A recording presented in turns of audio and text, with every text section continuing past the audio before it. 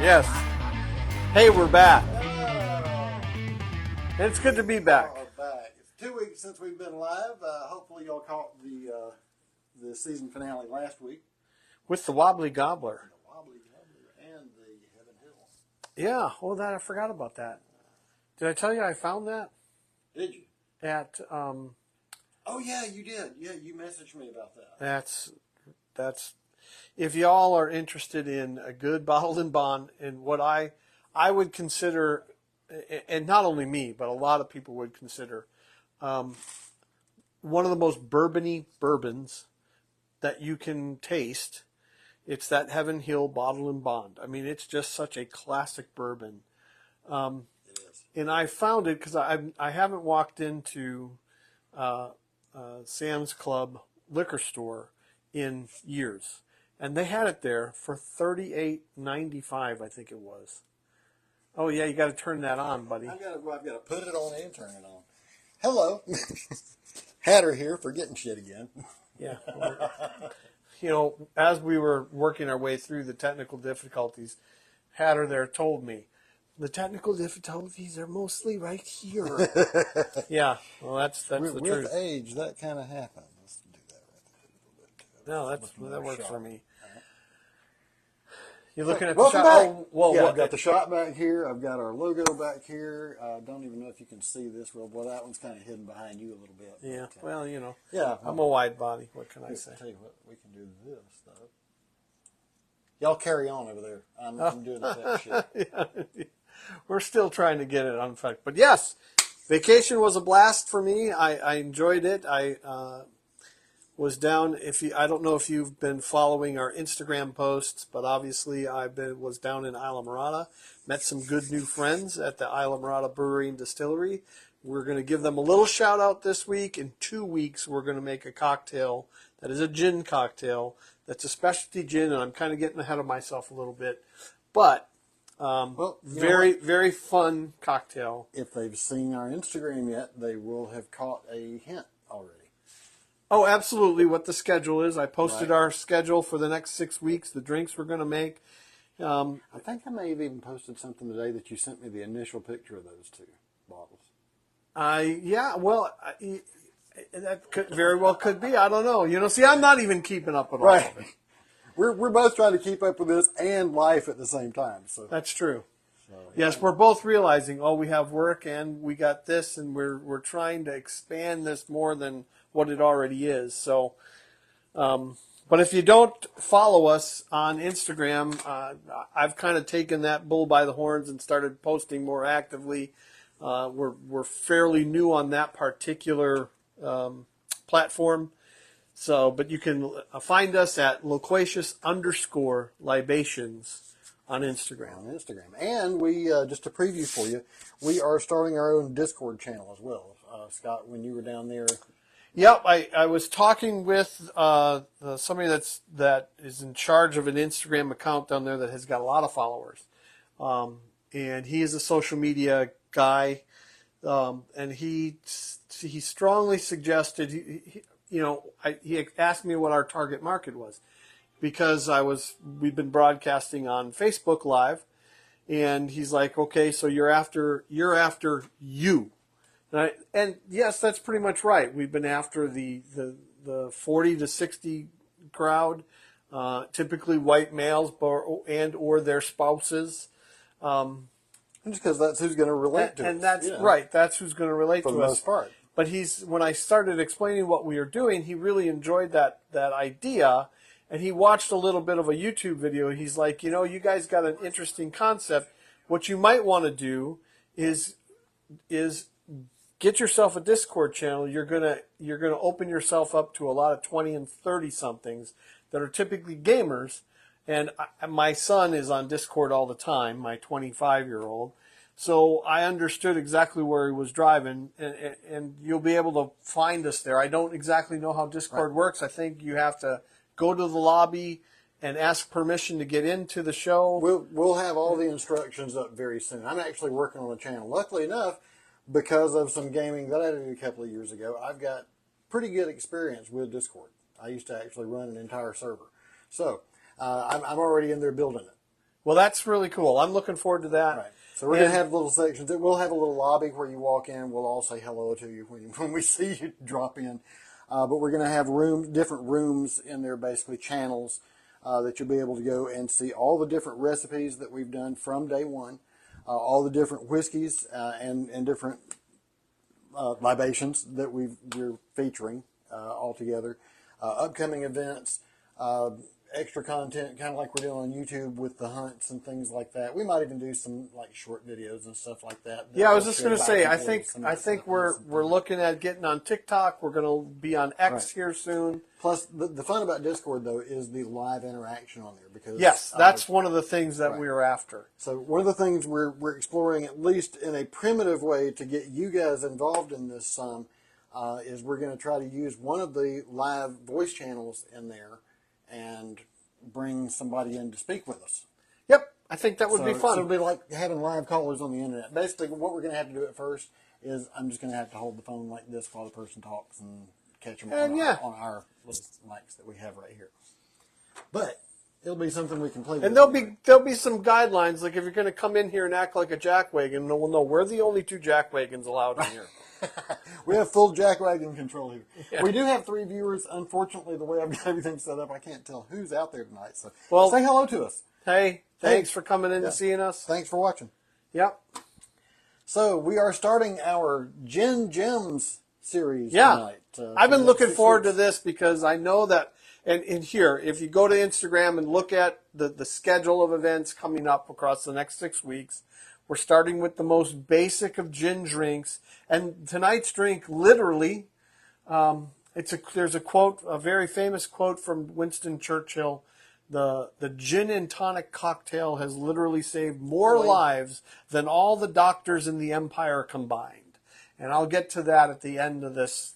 I always try to do a history of the cocktail that we're doing and a history. And we have a great gin.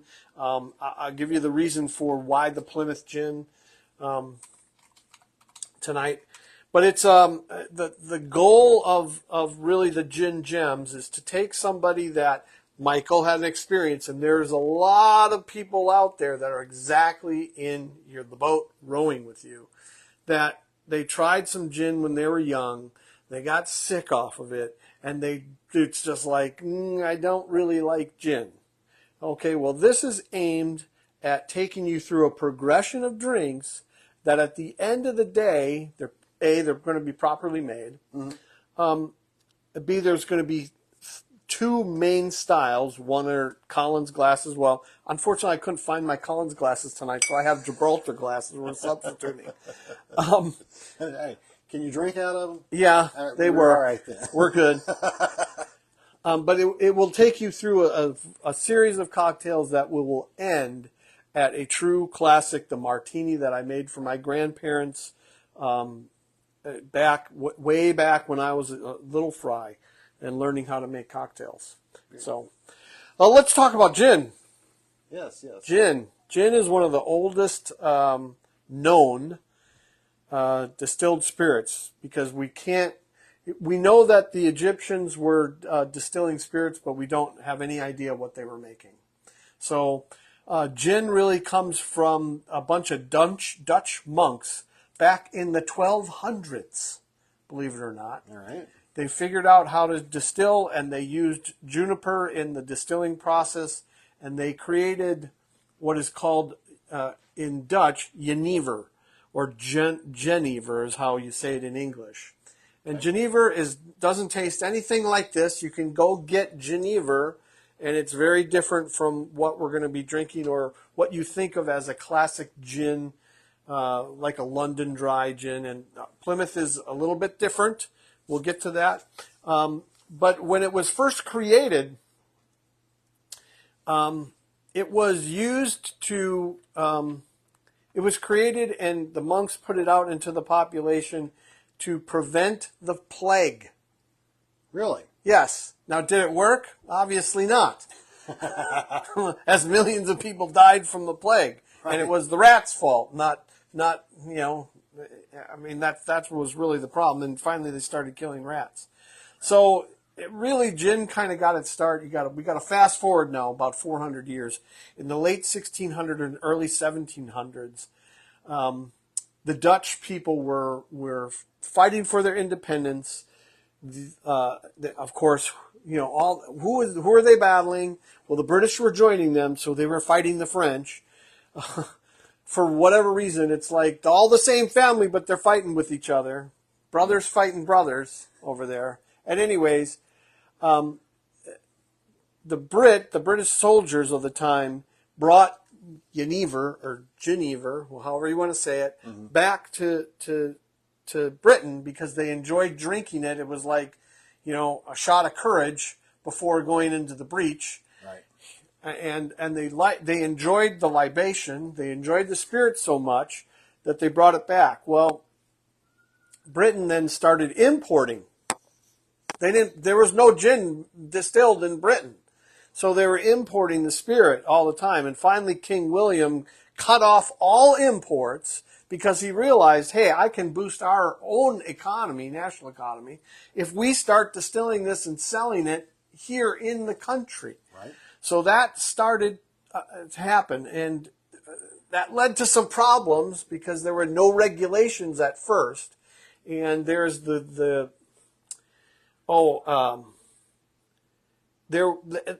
that problem, because everybody started making their own gin, and distilling wasn't, if you do get the heads or the tails, you're drinking something that literally can drive you mad.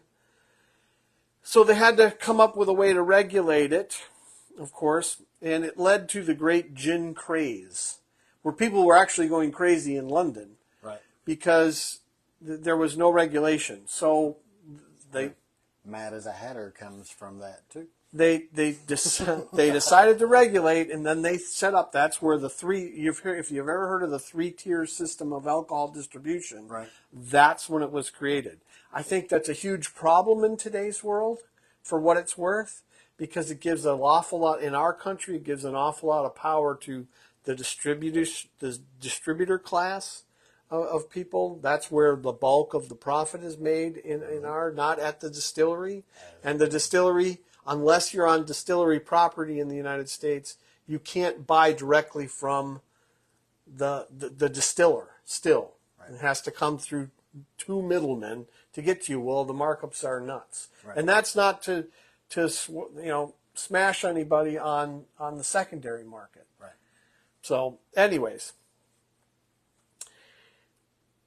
out of that system came what is called kind of like sloe gin. Now, sloe gin is not S-L-O-W, it's S-L-O-E, right, which is sloe berries. And the cordial, the gin cordial, kind of came out of it because the way it was set up, the distillers had to sell it, but they had to sell when they released it to the middle group. I forget what they were called, expediters or something like that. It had to be sold at 62% ABV, so it was really high proof distillate.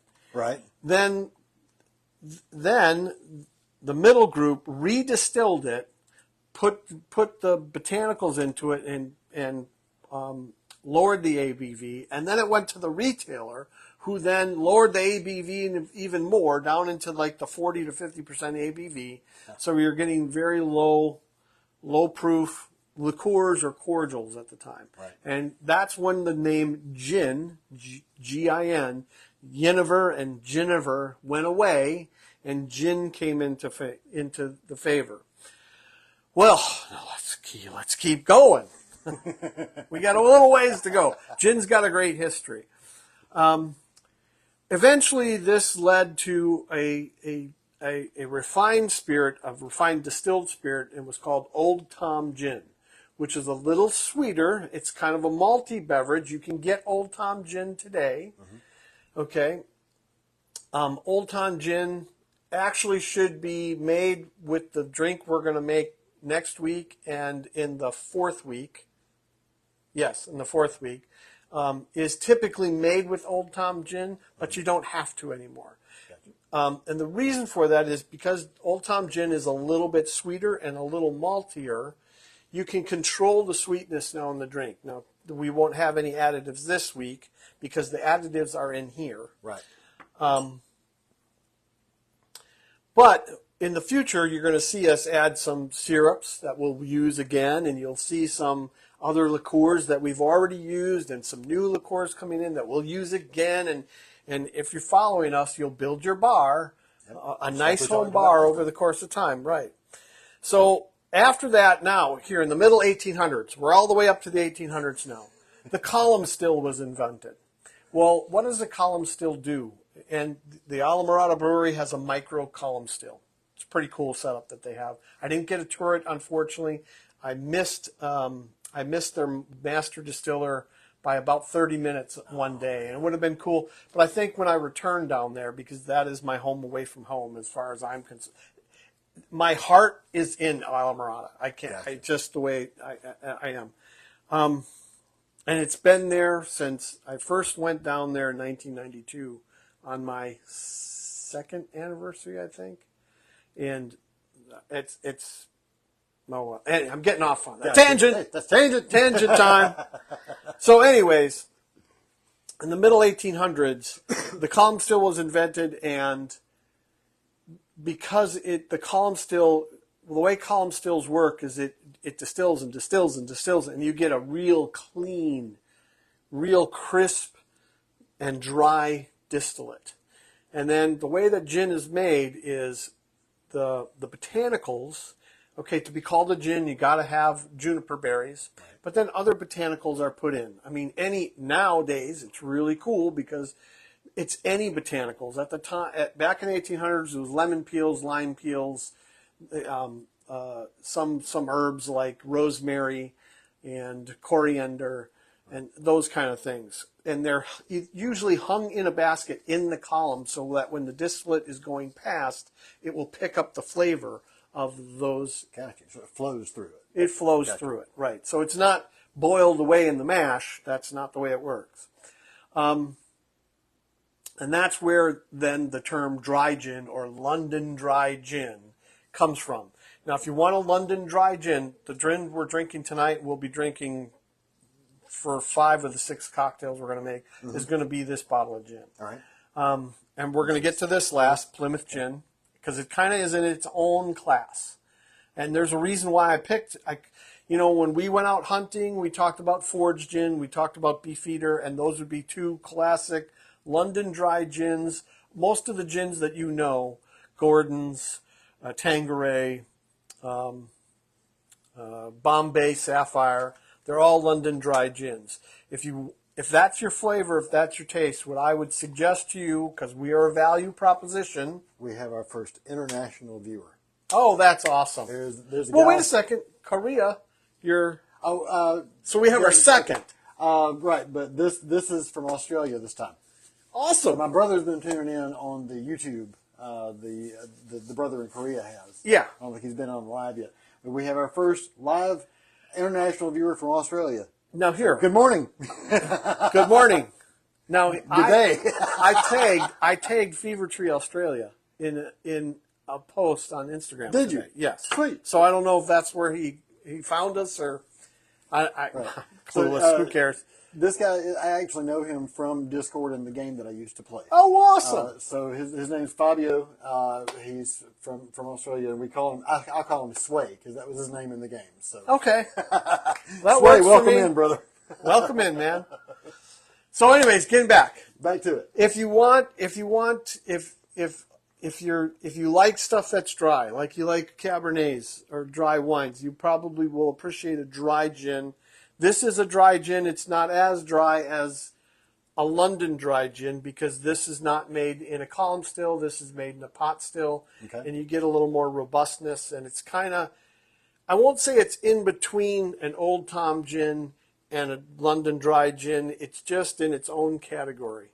And there's some uniqueness to this, but I'll get to that. All right. I really like this gin. This is one of my favorite gins. My grandparents did not drink this gin. They drank Beefeaters. And Beefeaters is a London dry gin. Lots of bang for your buck there. Lots of bang for your buck in forage gin. If you want to go up a notch, no problem. If you want us to go out and spend $50 and get what is supposed to be one of the best gins in the world, you can get number 3 gin, which is another London dry gin. But if you don't have an extraordinarily discerning palate, if you put Beefeaters and number 3 gin and 2 Glencairns and taste both of them and say which is which, your chances are 50-50 that you're going to get it right. Well, okay. Yeah, exactly. You got the point. All right. There are other gins, though, too. There are Islay gins. Now, Islay is what you might... the Islay gins come from the Islay section of Scotland. Those are gins that are made in Scotland. Has nothing to do with peated gins. Plymouth gin. Plymouth gin is the only... Now, to be a Plymouth gin, you have to be made in Plymouth, England. Now, there's only one distillery in Plymouth, England left, and that is the Blackfriar Distillery, where this comes from. Plymouth gin is unique in that it's richer. It's a dry style, but it's made in a pot still, as I said. Now, Plymouth also makes what's called Navy strength gin. Now, why is there a differentiation? We don't have Navy strength. I bet you my cousin that was on a couple of weeks ago could tell you. Yeah, well, there's a reason, though. There's a reason. The gin was also stored in the same area of the gunpowder in the old gunboats in the British Navy. Okay? So what happens to the gunpowder if you spill something on it? Well, they had to, in case of, now, I mean, warships, you can't, God forbid you blast a hole in a ship and wreck their gin, but even worse, if you wreck their gunpowder with their gin, that's like a home run for the opponent. Right. Well, they had to have a way to make sure that gunpowder, no matter what, they could scoop it up and it would still discharge, even if it was wet with gin. So Navy gin or Navy strength gin, which is a higher ABV. Sway says an explosion of flavor. And it's about the same flavor. But that's the truth. Let me run back here for one thing that he said a second ago. He said that we should come down to Kangaroo Island if we like gin. Okay. I'm game. Do they fish there? So I'm assuming that's South Australia? I wouldn't know. Southern Australia? But, the Barrier Reef runs from the south to the north. Gotcha. And don't forget, the further south you go, the further away you are from the equator. Right? Yeah. Yeah. In Australia. It's wintertime right now there. Yeah, right. Exactly. Yeah, we were talking about that the other day. Usually I'll talk to him like right before I go to work in the mornings as he's getting off work. That makes sense. One of the few times he's called us on one of his mornings. So, all right. Yes. Before I lose my train of thought, we're off on a tangent again. That's right. There we go. Gin was the clear distillate of choice, really from the late 1800s all the way into the 1960s. Obviously, whiskeys are your brown, where your brown and your rums are typically dark because they're barreled. Although now there are gin producers that are barreling gin. Really? Yes. I'm getting ahead of myself. In the 1960s, vodka took over, but here's what's funny about it. Gin is vodka, but it's vodka with botanicals in it, which makes it gin. And to be called gin, you got to make it with juniper berries. Right. So there's the rub. And that pretty much is the truth until the cocktail renaissance, which started in the early 2000s and carries on through to today. Mm-hmm. Gin was kind of on the back shelf, but it's come forward now because a lot of people have really tried to revive this, which I'm on board with that.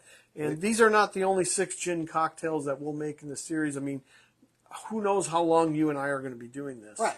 I mean, we're going to have a lot of fun. And there's some great gin cocktails. Not to say that we won't do vodka cocktails. We'll probably do some vodka cocktails. I'm not a big vodka fan, or some tequila cocktails. Right. Me and tequila. We have not cracked this open yet, by the way. Do not get along. All right, I gotta talk a little bit about tonic water. Yes. Because we couldn't have this drink, and it wouldn't have saved millions of lives without this. So what is this about? All right. The British Empire, as it expanded, what was their big problem in India, especially in India and in Africa? Malaria. Right. Well, the origin of tonic water comes out of South America. Explorers there noticed that natives were taking the bark of the Sinoa tree and grinding it up into a powder and putting it in and actually eating it. Now that bark is extremely bitter, but it contains quinine. And quinine prevents you from getting and or cures malaria. Right. Okay, which I'm sure in the Amazon jungle, malaria is an issue. The Americans experienced that when they built the Panama Canal. Malaria is a huge issue. Well, long story short, when carbonated water was invented in the late I think the middle of the 17th century, which is the 1800s, I want to say, carbonated water came into fashion. So the British soldiers were taking the quinine powder, the Sinoa tree powder, and they would grind it up, put it in water, put some sugar in that. But then when sparkling water came to fruition, so what is this? If you look on the label of tonic water, quinine will be listed in the ingredients still today. Not nearly as much as what it was, Right. but it gives the bitterness to the flavor. Now there's also a sweetener in here. So we're really back to that recipe that it helped expand, this drink helped expand the British Empire well beyond its borders, well beyond what it should have expanded to, and quite honestly. But there's a very famous quote about this drink from Winston Churchill, who said, "Gin and tonic is responsible for saving more British lives than all the doctors in the entire empire combined." And he is probably actually right. Very cool. Believe it or not. So you learn something every time you watch us. Sway about you. He says, "What are you waiting for?" yeah, I said, "The sage to give us a history lesson." that's part of the. You Well, can yeah, laugh that's at part me, of the but fun of it, yeah. that's part of the fun of it. All right, we're not waiting anymore. No. We're making a gin and tonic. I'm gonna slip this back here. Oh, you know what I did forget? What'd you I forget? forgot my jigger. You got one. I know do you have do. one. Excuse me.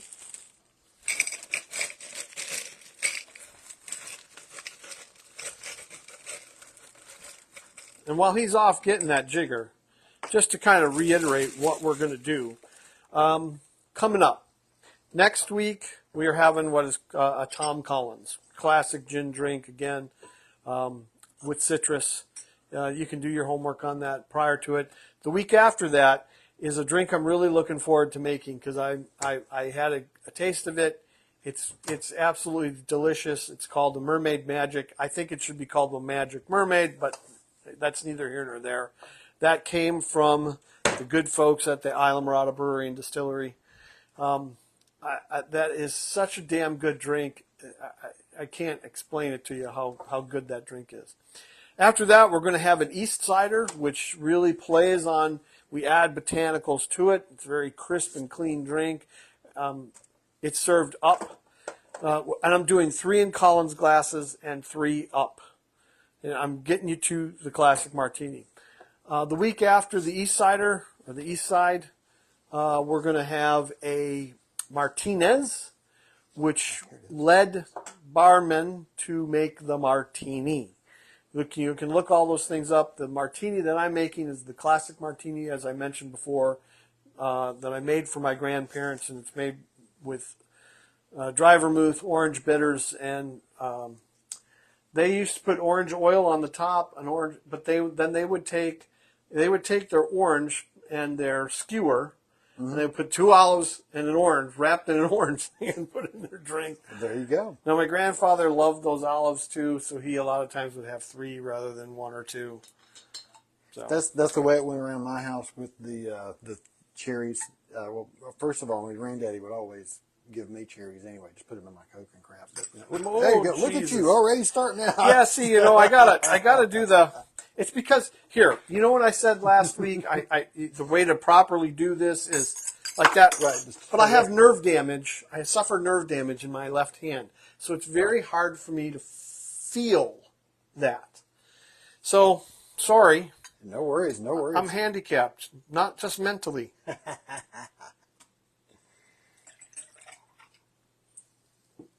So, yeah, I have been looking forward to this now. As you know, my first experience with gin wasn't that great. Wasn't a Of course, pleasant I experience. don't even remember what we were trying to drink or any of that. But all I know is that it tasted like a damn pine tree. Whatever it was. I had a feeling that was going to happen, so I brought 2. There you go. All right, And Sway, here, Sway, we are getting to it over here, buddy. I'll tell you what, us. this drink for me personally is just, it's so damn good, we might end up having 2 because... Well, we got a little discussion afterwards here, too, because I got to introduce you to Discord. Yeah, I don't know shit about it, so... One thing, if any of you guys have it or are interested in interacting with us over there, it's basically just a full forum of everything. So you have... Forgot my bar spoon. Well, I had one of those. No, that's okay. You know, we just stir it up. I had it just off camera. Give it a stir. All right, sir. Take your choice every week. It's a live forum, so we can get in there and joke around with people, you know, on the spot. Plus, there's other pretty cool features in there, too, I'll tell you about. Here's to you guys. Here's to you guys. Gin and tonic. My first gin and tonic, and let's kick off And here, Gin and Gems. I got to be honest with you. I like to squirt a little lime on the top and drop it in. I'm going to take the Sage's lead on this one because this man has never steered me wrong. That's one reason I love we this call him drink. the Sage. This is my favorite summertime drink. All right. Oh, let's throw that back in there, of course. Oh, that's so delicious. Ooh, that is good. It's the simplest cocktail that you'll ever make. It's like Sprite with a little bit of kick to it. And it's just... This complements that so much. Mm-hmm.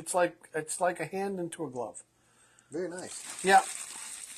And but this is another one of those drinks where you can drink a whole bunch of them and go, oh, I shouldn't have had that last one. So Discord is basically a social platform, like we pointed out. It's mostly for gamers and stuff like that. But I think we can actually utilize it pretty well too. Since I was in it last, they've added a forums feature, so you can actually do topic discussions and have them all listed out, so you can easily find instead of just being like lost in a chat room or something like that. You know, so it might be a conversation that's sparked in one of the rooms, one of the channels, and then you might end up coming off of it and doing a forum. You can also set polls and everything in there. There's pretty easy ways to, do your tallies and everything. So. There's another thing I thought of. We do this a lot, by the way. I know that we've got a few more followers, especially that are going to see us on YouTube. Okay, Carmen. One of the things that we should do is take a piece of paper and print a piece of paper. We should. I can do this. Print a piece of paper with information that we can just show the camera. Right. This is what we're talking about. Go here. Right, go here. So we can have a placard for Discord, for Instagram, for YouTube, for Gmail, for... If I can get my crap together back here, I'll be able to, especially when we're putting the stuff back onto YouTube, I'll be able to add that kind of thing to it. Oh, okay. On the video. With the Canva thing that I was working with today. Yeah. You can actually do that. So what I have to do is I'll have to get the video, import it into there, and then I'll be able to add the animations wherever we want with the transparent background, so it won't mess with the video and all that. So when you fuck up, can you have a cartoon ass come apart on us? Yeah, I can. That would be funny as hell. I can drop in all kind of crap. So. Carmen had to leave, by the way. Stupid ideas. So did Sway. But we're down to 3 viewers. Hopefully y'all are still with us. And is anybody drinking a gin and tonic with us? Lisa, are you out there? I saw our regular Lisa Edson is out there. Oh, awesome. I hope you're having a G&T. Yep. Justin Solich showed up a little bit ago. I've been talking to him back in here and saying hello, so I didn't interrupt you as much. Yeah, well, I mean, that was a long, that's the We longest. appreciate you guys showing up and saying hello. And I apologize. That's the longest history lesson, but it will be important if you're going to continue to follow us through this. I'll be referring back to that a few times. There you go. Okay. So, and one of the things I didn't mention because I wanted to get to the drink because Sway was swaying me. Right.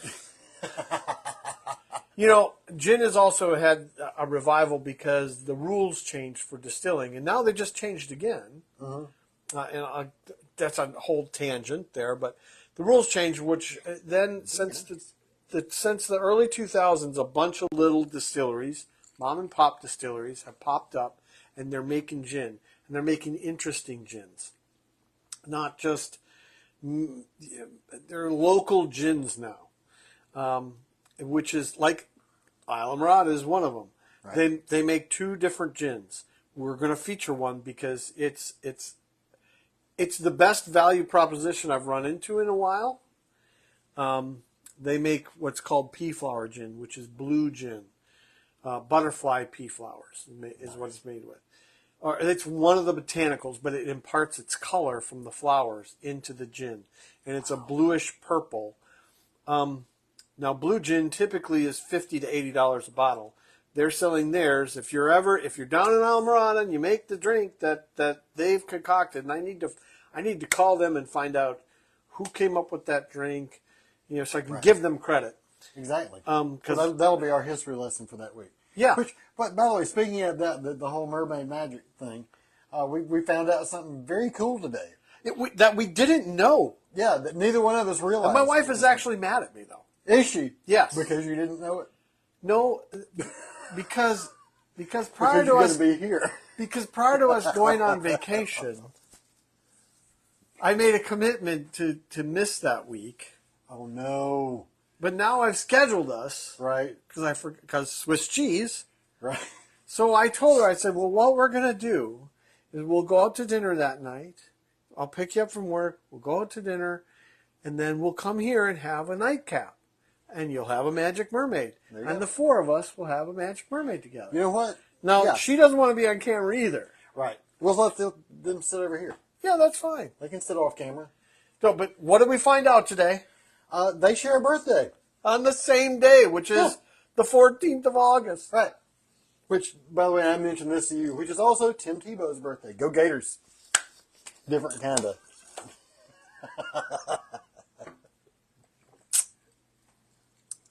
Yeah, I'm glad you like that. That is quite tasty, yeah. Yep. No, is this the first gin and tonic you ever had?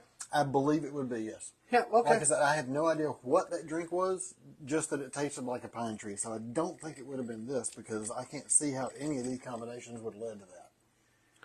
Yeah, no. And here, if you taste this by itself, you'll taste what you think you're. Maybe I had a sip of this drink. You might have had it. You might have been doing shots of it. Right? Which I don't recommend that. Which, speaking of that, I was talking to an old buddy of mine from Hapeville the other night and telling him about what we're doing here and everything. Uh-huh. And he mentioned, at one point, he said, stay away from the Rebel Yell. And here's the funny part. This concert, I was drinking Rebel Yell at 16 years old. Luckily, my parents are gone. I didn't hear that. But they would have laughed at your ass. Oh, yeah, anyways.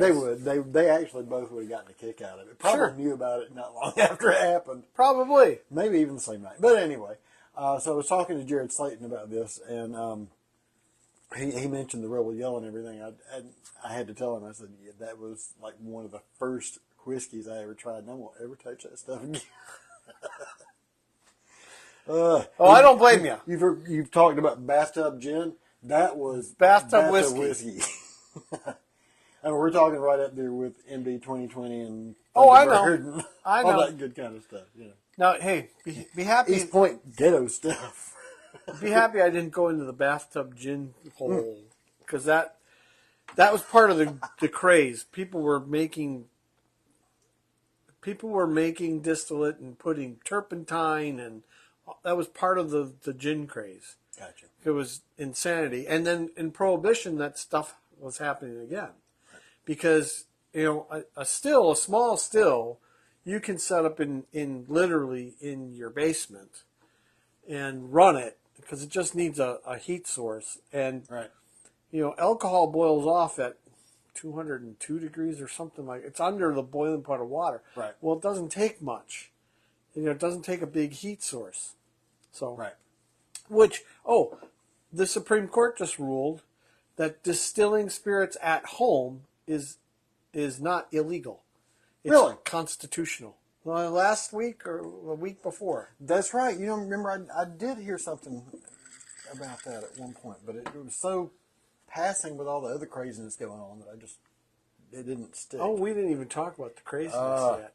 And again, We're not talking about the craziness, but just for time reference points, the last time we mentioned that there had just been an assassination attempt on... We missed! Right. That there had been an assassination attempt on a presidential candidate. Since that time, now we've had the other presidential candidate resign, and that's where Well, not resign, but step out of the race. Excuse me, not resign from the race. That's what I mean. Yes. From the election. Pardon me for misspeaking there, but that is exactly what I meant. Yeah, no, here's all the, But, yeah. we're leaving the crazy shit out there, which is what we always say. Right. Get away leave the craziness out there. That's why Come we're and here. join us for a cocktail. That's right. And I know we're not cutting up that much this week because the history lesson was kind of boring. Sorry, I dig history. Sorry. History nerd, Rush nerd. Well, I'm not really a history nerd. Just kidding, anyway. But I think it's interesting. The history of this particular drink, what intrigues me so much is that I enjoyed that. it literally, this drink saved literally millions of lives. Right. Because it got quinine, and it's getting quinine into our, a minuscule amount now. Right. But it does add bitterness to that tonic water. And Wasn't there actually a case of the plague reported in America recently? malaria. Did I say plague? Yeah. Oh, no, no. You know what? I may be wrong. You mentioned plague at some point, but you also said malaria. Yeah, this was invented anyway. as a medicine by Quinine Dutch being malaria, monks. though, that's where the The quinine comes from here, Right. not from there. Got it. I just got jumbled up here. No, it's okay. That's normal for us. You know, So they get to see all of it. we're just two clowns. But here, about the craziness. Yeah. This is the only thing. If you think the last 4 weeks have been crazy, You ain't seen nothing yet. the next 4 weeks are going to be crazier. Put on some BC. Mark my words, by the end of August, here, if after the president got diagnosed with COVID again and magically grew 6 inches, which happened while I was on vacation, if that doesn't kind of cook your noodle and wake you up a little bit as to what the heck, at least question what's going on. I saw, yeah. The next 4 weeks are going to have some things that I don't know what they are, but I can tell you by the time we get to Labor Day is at the end, By the right? time we get to the end of Gin Gems, probably Some more before crazy that, shit right. will have happened. Oh, yes. Well, here, the debate is supposed to be when? September 11th? Something like that? Oh, really? No, 9/11? I don't know if it's on that. No, actually, it's probably the 14th. Or, because I've noticed they hold that crap on Wednesday nights.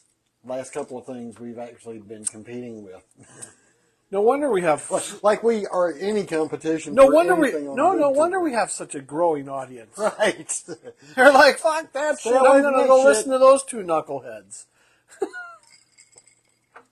No, but by the way, I do want to say all the feedback we're getting tonight, all the feedback we've gotten from everywhere. Thank you guys for that. Yeah, no. Here, and a couple shout-outs, really. Thank you to Plymouth Gin, who tagged us back today on Instagram. Thank you to Fever Tree. Fever Tree is global. And I will say this. I just didn't pick this for no good reason. I picked this because it's very easy to go to a grocery store and pick up tonic water that's generic tonic water or a grocery store tonic water or Canada Schweppes, Dry. Canada Dry. Right. Fever Tree, we will use. There is a difference, and this is not just tonic water because they make others. They make club soda, they make sparkling waters, they make flavored tonics. It's just simply the best. In this, is my humble opinion, but it's just better. So for building your bar, you want to have this on hand. There's if you're going the recommendation of the sage. If you go into any of a better drinking establishment, you're going to find the Fever Tree. Very whatever, soda waters. So thanks to them. And it's very cool having, especially in this case, VIPs, being the industry professionals paying attention to us a little bit, even though we are this small. Yeah, well, Sagamore, which right. we've got a great Sagamore episode in the offing. Oh, I can't wait. Yeah. In the distance. I know you saw the Instagram post. Yeah, I did. I got the hint. I don't know if they will yet or not. Yeah, I found it. I suffered through ridiculous traffic to get it. Oh, man. Did you get it close to normal price? Or I got it at MSRP. Did you? Yep. Sweet. They had 2 bottles left. They would only let me buy 1. Makes sense, though, with something of that kind. No, I was on the edge of okay, because my wife was with me. I did that once. Pardon me, y'all. Sorry. He gets me literally choked up sometimes. I did that once, but that's a whole other story for another time. Yeah. But I also, they had another bottle that I wanted to buy, and it was within my budget. That I'm not going to say what it was because it was for my oldest son or my oldest child. It's a Christmas present, and all right. it's I know something that he'll like, and I'll let everybody know after I give it to him. How does that sound? And I'm going to say it again. This is like the 3rd or 4th time I've said it. We got to get those boys in here sometime. Because here, one of my first finer bourbon experiences was with Jack. Was with Jack. Yeah, he came over here and you guys were listening to Caress of Steel. Caress of Steel, Rush Caress of Steel. That's his favorite album, right? And if I'm not mistaken, I think it was Noble, but I may be wrong about that. I couldn't tell you. It was price point was around $60. I remember him. Well, there's a lot of bottles that are around $60. So. Yeah. But I don't know if that matches or not. That's what I was going to say. That Tammy, hello. I just popped hello out to her there. Tammy Holcomb from Holcomb Fries from Hateville. She's been with us before a couple of times. Well, good. Tammy, are you having a gin and tonic with us today? Yeah. Cheers. So our first foray out of whiskey is a success in my opinion. Here, I like this. Good. I'm glad. Yeah. You'll like next week's more then. Right. What are we doing next week again? It's called the Tom Collins. Tom Collins. Okay. Now, you mentioned the Collins glass.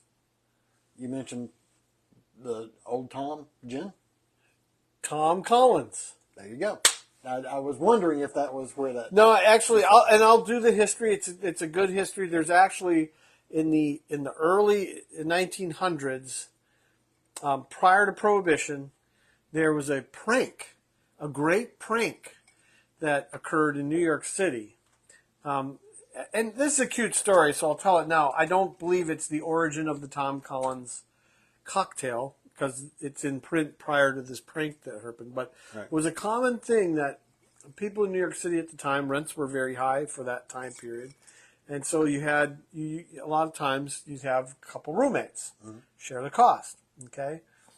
Well, one of the jokes was if you want to get one of your roommates out of the house for a little while, you'd tell them, I'd come home and tell you, hey man, this guy, Tom Collins, is down at Joe's bar, and he's talking shit about you, man. He was trashing your ass like there's nobody's business. Right. And I'd get you riled up enough that you would march your ass down to Joe's bar, right? And I'd get you out of the house. And I'm looking for Tom. Well, this was such a common prank. It was happening quite often, supposedly, that they then took the drink that we're going to make next week and called it a Tom Collins. Because originally it was called a John Collins. Gotcha. Okay. So, but it was made with Old Tom gin. And I think that because it was made with Old Tom gin, but we'll get to that next week. Okay, very cool. We won't put all the history, but it's an interesting history. I want to say that it was that cocktail was first denoted in print in about 1878, 79, something like that. Nice. Yeah, so look what we drink classic cocktails. Mm-hmm. We do riffs on them too. I mean, like Wobbly Gobbler. Wobbly Gobber is a very, very And it's a modern it's one. a modern classic. A modern classic. Here, once you have the Magic Mermaid Magic. Mermaid Magic. Okay, yeah. Is that what it is? Yeah. I don't know. I can't remember. That's what I seem to remember. Okay. From earlier. Mermaid Magic. Once you have that is a going to be a modern classic. If they can get that out into the mainstream and get other bartenders. You guys, you know it's coming up. Get people to go to our YouTube. Your link is right down there in Facebook somewhere, because I did embed the link again this time. But if it isn't, youtube.com/Loquacious and hook on there so we can get the word out for these people. We'll subscribe. Yes. And we'll start tagging. There's a couple bartenders that I follow that I really enjoy their content on YouTube. And they have Instagrams. I looked today. I'll start tagging them with that drink. Okay. Because the people at the Islamorada Distillery are just... I enjoyed my time there so much. Can we tag them on Facebook and such too, can't we? Yeah, I'm sure we can. Well, I need... I wish, they're good. You know, it's... When you walk into a place, and it's a small place. It's very small. But it's just when you know good people when you're talking with them. Right. So that's kind of it's got a great vibe. Right. Let's put it that Right. way. So, and for all I know, it was somebody else that invented that drink. I'm just giving them credit. I mean, I just don't know yet. Right. I'll find out. We will have some fun with that one for sure. And who knows? Maybe I can get off work early that day and we can get Betty and do the whole out thing and back here. Oh yeah, that'd be fun. Maybe. We'll see what we can. I have no plans created. I think my wife had some idea of what her plans were supposed to be. Coleman's going to look at this later and go, "Oh hell no!" No. We need you to make that last run at 7:30 Right. or 7 or whatever that last run is. Right. Oh man, well, I missed you here last week, man. I just kind of hung around and did nothing. Oh, I'm gonna tell you. Last Wednesday, I showed you that picture. That was from Wednesday. Right. I was Right. baked. Yeah, that as a matter of fact, there's your hint for the gin that we're talking about on that day that you sent me. That I actually put that out there. I put pictures of your. Did I take a sunken picture? ship. The sunken ship. Sunken ship, that, and the picture of the boat that you were about to go out on. That you sent me that morning. Yep. Very No, cool. had a great time with a young captain, 24-year-old young.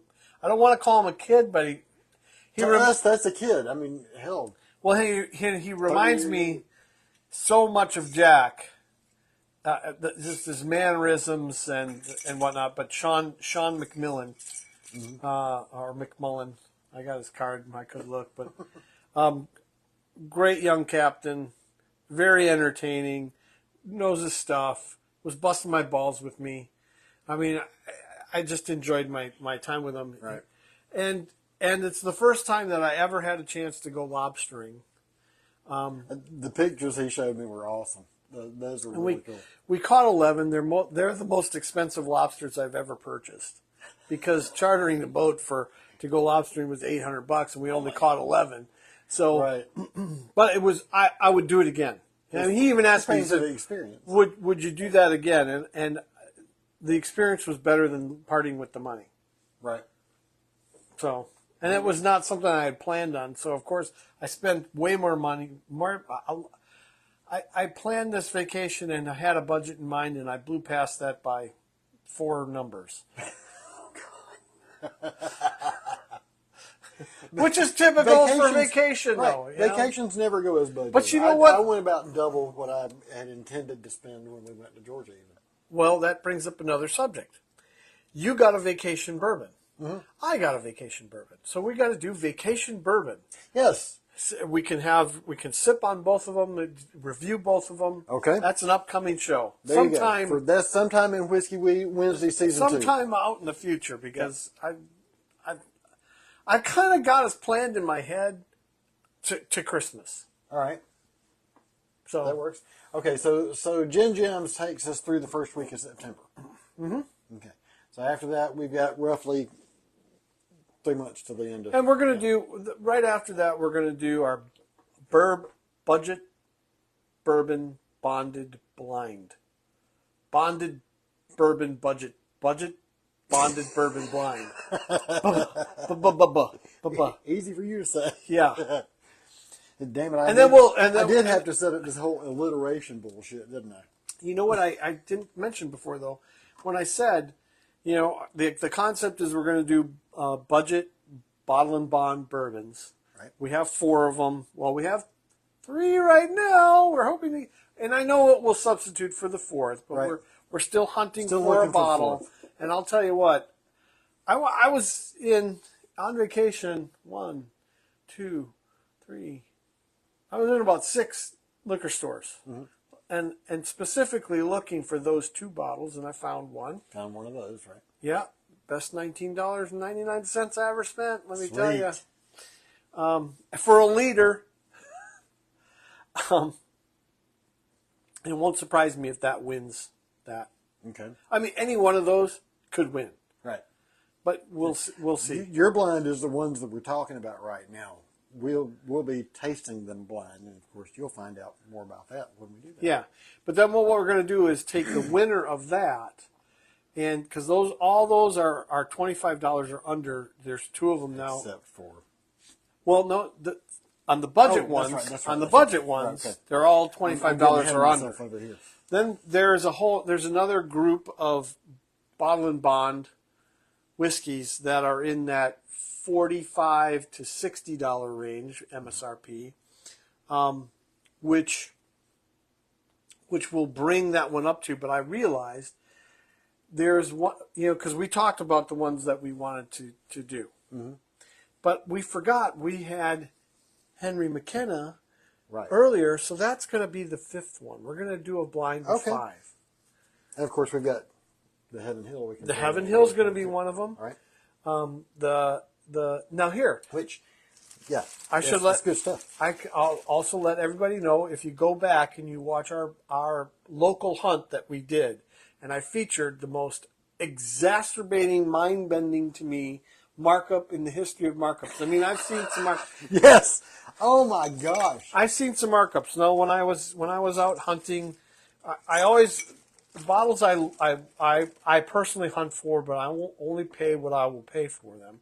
Stag Junior is something that's in the market that you will find, but I won't pay over $149 for it. Right. It's got a $129 retail price. Okay. So I'll let them make more. $20 on it, right? Yeah. But we found it at what, $199? I think it was. $189. $189. I also saw it on this trip for $799 and $499. What? But you found one of our others that we had seen at a severely elevated. Yes. For MSRP. We found a bottle and bond that is a really good bottle of whiskey. 1792 bottle and bond. They also had the full I can't proof. wait to try that. I really. Well, you're going to like it because it's a weeder. Okay. He likes weeders. I should say he's got a taste for weeders. He's got a palate for weeders. Yes. On our hunt that we did that you can watch on YouTube, we found that particular bottle for $169.99 on the shelf, and their shelf was loaded. Sure. And I made the comment that just mind-numbing to me. Well, because the MSRP is $44.99. I paid $44.99 in Sarasota, Florida. And it was funny because the gal that was taking us around her store, I should have videoed in that store. That was one of the best liquor stores I've ever been in my life.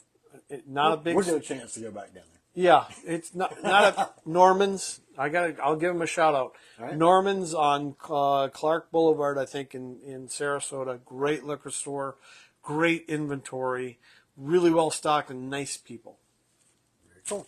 So, but I picked that bottle up. So yeah, we'll do that bottle. We'll do the Heaven Hill bottled and bond, the Henry McKenna bottled and bond, and the Colonel Taylor bottled and bond. Sweet. Now, I did also find Colonel Taylor while I was out, and it was, for whatever reason, it's the same price as they had it up here in 2 different stores, $129, and that's just, I just won't. Yeah. It's a $70 MSRP. I'll give somebody $99 for it. It's worth $99. It's really good whiskey, but it's not worth more than $100. It's gouging. Yeah, I kind of even for a Christmas present, that's gouging. Yeah, and see, even when I bought that bottle for Lee, that's the first time. Pardon me. That's the first time I had tonic water. Tangent, not first time I had tonic water, but that was the first time I'd ever paid that kind of money for a bottle of whiskey at all. And I wasn't disappointed that I paid that much. Well, that's now here. What's funny is Because of the quality of the whiskey, it was really good. No, it is really good whiskey. I mean, and you paid what is current? I paid $80. Yeah, that $79.99 is current retail. And then we saw it recently on sale for $75, I think it was. Okay, yeah. What kills me is the bottle that I have that we tried. Mm-hmm. I bought that and I shelved it because of what it was, because it won that contest, and I got the same barrel as the contest winner. Wow. That's that barrel. Okay, Gotcha. So that bottle. So I shelved it. I bought that in 2020. Wow. And we cracked it open. It's been sitting on my shelf for 4 years. Nice. Yeah. Very cool. Yeah, no, I was... Eventually I'm going to have a couple of bottles like that. I almost fell out of my chair because I had it on my phone in my notes, because when they released what barrel it was, because it's got barrel numbers on it. Right. And I was like, I'm looking at the label, and I thank God I had Depends on. Just kidding. And just for y'all's knowledge, Henry McKenna is really good stuff. I mean, it's one of my favorites. Now it's a little so overpriced. Ever since they won that thing, now I bought it when they won it, okay, but the price hadn't accelerated yet, so I paid $49 for that. There you go. Okay, is it worth $49? Yeah, it's worth $49. Yeah. It's not worth $80. It's just I think that's a little overvalued for that. I think it needs to come down back to that $50, $60 price range. Yeah. That's where it should be priced. Okay. My opinion. Yeah, I will say now. Here, the people at Heaven Hill are going, no, no. So you think it should be back towards the price of the actual Heaven Hill bottling wine? I'll tell you what. When you, because we're going to blind those two together. Right. You tell me which is which. Okay. One of those, huh? Because both of them.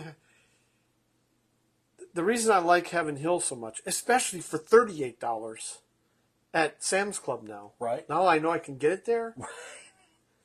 Now, the trick with Sam's, though, is you can't always find it every single time. Yeah, I know. They got to have it in stock, but they had 40 bottles in stock, which doesn't mean shit at Sam's Club. Right. Somebody could come in and get 20 of them right away.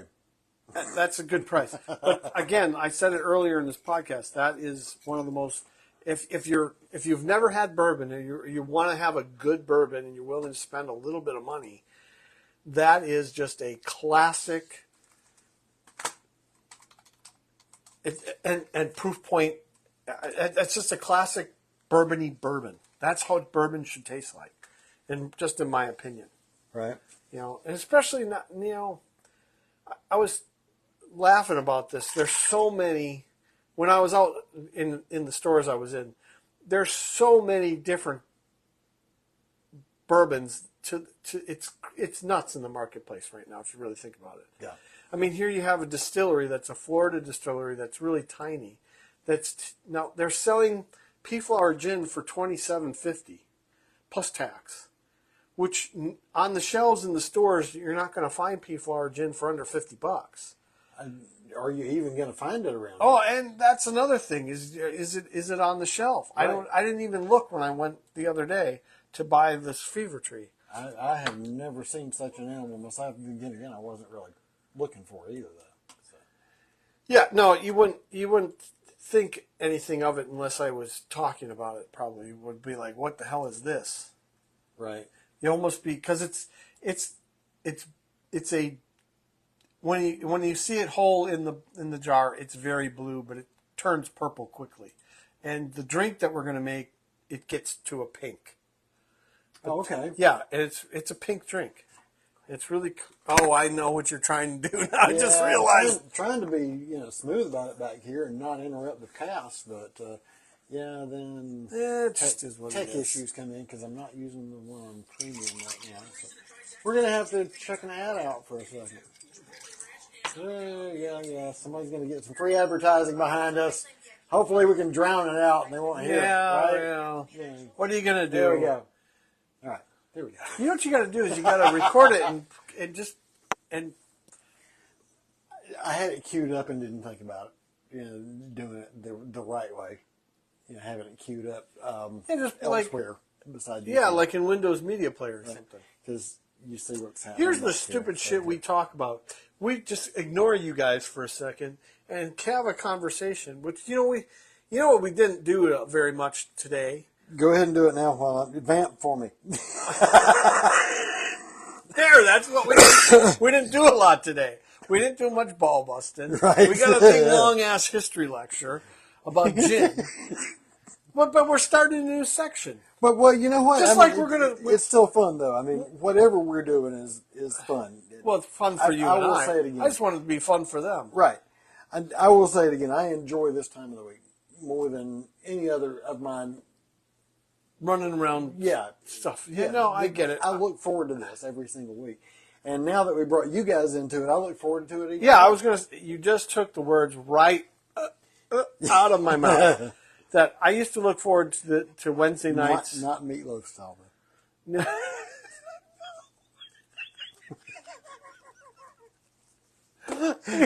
Hopefully for you will get that. But if you're a guy, you're going to get that. Oh, sorry.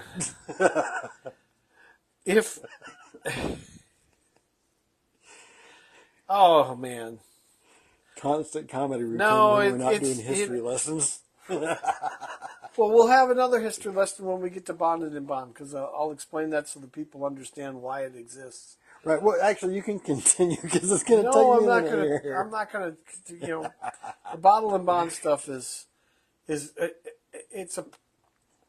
unfortunately today in today's market in today's world, it causes the price of the whiskey to move up a whole category. I'm going to do a little different version tonight because live version. Yeah, Jared and I were talking the other night, and I told him what we usually play out with, and he said, "Yeah, my favorite is the ESL version." So that's what we're going with. Oh, okay. For those of you who don't know Rush, ESL, Exit Stage Left, best Rush live album ever. I have it. Yeah, even though it was overdubbed and all that kind of stuff, I still appreciate it. Some of the best live performances they ever did. Well, but see, that's something that you and we didn't talk much about music today. Right. Which is shameful, actually, because we've gotten some good music this last... Oh, you know what? I will post a couple in there because here, on YouTube, we now have a featured music playlist. That playlist will feature things that we've discussed before. For instance, Nathan Seldenridge, Broken Pieces, a couple of my originals, the commercial stuff that we play on here as well. Lee sent me a copy of something that's pretty cool that I'm going to stick up there. Okay, because I didn't get to that yet. A jazz version of Careless Whisper. Oh, interesting. There's a little musical treat right in the middle of it, too, that you'll really appreciate. So I'll pop that up there for you guys to check out. Now, that link that I sent you of Neil's stuff today, that was... at least the Mars Volta drum. Yes. I'm going to post that on there, too. Yes, absolutely. That's a great video. And you know what I was saying to myself the whole time I'm watching this? What's that? At least they didn't make her play Tom Sawyer.